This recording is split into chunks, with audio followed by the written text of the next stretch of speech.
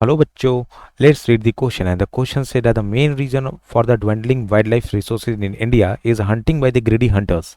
Support the statement and the suggest some steps to overcome this threat. तो बच्चों यहाँ पर बोला गया है कि इंडिया में सबसे बड़ा एक समस्या ये है, सबसे बड़ा प्रॉब्लम, सबसे बड़ा चैलेंज आप बोल सकते हैं कि इंडिया में जो हंटर्स हैं या जो हंटिंग प्रोसेस होता है, जो हंटिंग होता है, वो कभी कभी बहुत ही ज़्यादा यहाँ पर एक प्रॉब्लम सिचुएशन खड़ा कर रहा है रिसोर्स के लिए।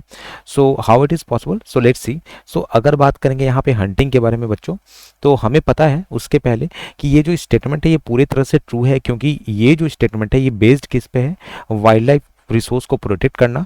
और अगर वाइल्ड लाइफ रिसोर्स प्रोटेक्ट रहेगा जिसमें फ्लोरा और फौना दोनों आते हैं, तो हमारा जो इकोलॉजिकल बायोडाइवर्सिटी है वो पूरी तरह से मेंटेन रहेगा, स्टेबल रहेगा।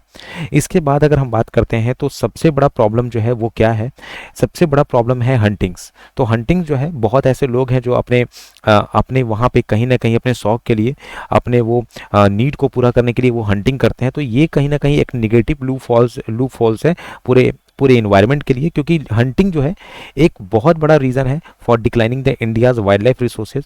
और ये जो है कहीं ना कहीं हमारे कंट्री के लिए एक इकोनॉमिकल थ्रेट भी है, क्योंकि हमें पता है कि हंटिंग जो है, अगर हंटिंग नहीं रुकेगी तो हमारे कंट्री में जितने भी रिसोर्सेज हैं, वाइल्ड लाइफ रिसोर्सेज, वो धीरे धीरे खत्म होते जाएंगे और हमारा टूरिज्म जो है वो पूरी तरह से अफेक्टेड होगा।